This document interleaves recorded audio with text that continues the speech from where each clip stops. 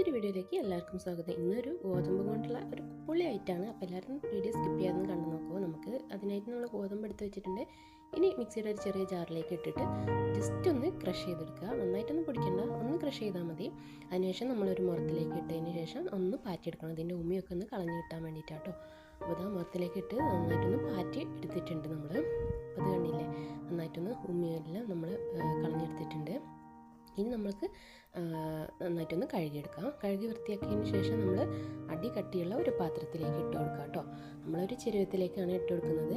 ഇനി നമ്മൾ ഒന്ന് നന്നായിട്ടൊന്ന് വേവിച്ചെടുക്കണം.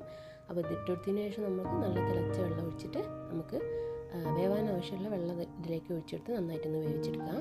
ഈ നന്നായിട്ടൊന്ന് വെന്ത് വരട്ടെ. മൂടി വെച്ച് നന്നായിട്ടൊന്ന് വേവിച്ചെടുക്കട്ടോ. നമ്മൾ അടുപ്പിലാണ് വേവിക്കുന്നത്. ഇനി ഇതിലേക്ക് വേണ്ടത് തേങ്ങയാണ്. തേങ്ങാപ്പാൽ നമ്മൾ എടുക്കണം.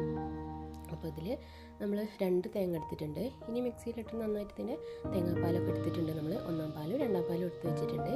ഇനി നമുക്ക് ശർക്കരയാണ് വേണ്ടത് മധുരത്തിന് വേണ്ടിയിട്ടുള്ളത്. അപ്പോൾ നമ്മൾ ശർക്കരയൊക്കെ പാനിയാക്കിയിട്ട് അതിൽ അരിച്ചെടുത്തിട്ടുണ്ട്. ഇനി നമ്മൾ വെന്ത് വന്നതിന് ശേഷം നമുക്ക് ഈ ശർക്കര പാനി അതിലേക്ക് ഒഴിച്ചു കൊടുക്കാം. ഇതേ സമയം നമുക്ക് ഉപ്പും ചേർത്ത് കൊടുത്തിട്ടുണ്ട് കേട്ടോ. ഇനി നമ്മൾ മധുരവും ഉപ്പൊക്കെ ഒന്ന് ചെക്ക് ചെയ്യുക, ഇല്ലെങ്കിൽ അത് ചേർത്ത് കൊടുക്കാം കേട്ടോ. അതിനുശേഷം നന്നായിട്ട് വെന്തതിന് ശേഷം നമുക്ക് ഇതിലേക്ക് 2-ാം പാലാണ് ഒഴിച്ചെടുക്കുന്നത്.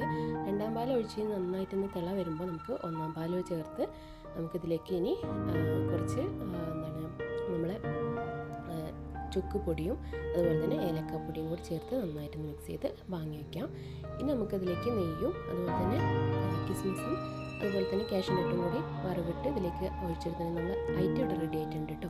എല്ലാവരും ഒന്ന് ട്രൈ ചെയ്ത് നോക്കും. നല്ല അടിപൊളി ഒരു ഐറ്റം കൂടിയാണ്. നമുക്കിതിന് പായസം എന്ന് പറയാം, നമുക്ക് ഡെസേർട്ടായിട്ടും കഴിക്കാം. ഇതിപ്പോൾ നമ്മൾ ഉണ്ടാക്കിയതിന് ശേഷം നമ്മൾ ഉണ്ടാക്കിയ അപ്പം തന്നെ കഴിച്ചതാണ്. അതിലും ടേസ്റ്റാണ്. നമുക്ക് ഡെസേർട്ടായിട്ട് നമ്മൾ പിറ്റേ ദിവസം ഫ്രിഡ്ജിൽ തലേദിവസം ഉണ്ടാക്കിയിട്ട് ഫ്രിഡ്ജിൽ വെച്ചിട്ട് പിറ്റേ ദിവസം എടുത്ത് കഴിക്കുമ്പോൾ നല്ല അടിപൊളി ടേസ്റ്റ് കേട്ടോ. എനിക്ക് പേഴ്സണലി അങ്ങനെയാണ് ഇഷ്ടപ്പെട്ടത്. ഇത് കണ്ടില്ലേ, കുറുകി വന്നിട്ടുണ്ട്. ഇതുപോലെയാണ് കേട്ടോ പിറ്റേ ദിവസം ഉണ്ടായിരുന്നത്. വീഡിയോ ഇത്രയൊക്കെയുള്ളൂ. വീഡിയോ ഇഷ്ടമായിട്ടുണ്ടെങ്കിൽ ലൈക്ക് ചെയ്യുക, ഷെയർ ചെയ്യുക, കമൻറ്റ് ചെയ്യുക. ഇതുവരെ സബ്സ്ക്രൈബ് ചെയ്യാത്തവരുണ്ടെങ്കിൽ പ്ലീസ് ഒന്ന് സബ്സ്ക്രൈബ് കൂടി ചെയ്ത് സപ്പോർട്ടും കൂടി ചെയ്യുക.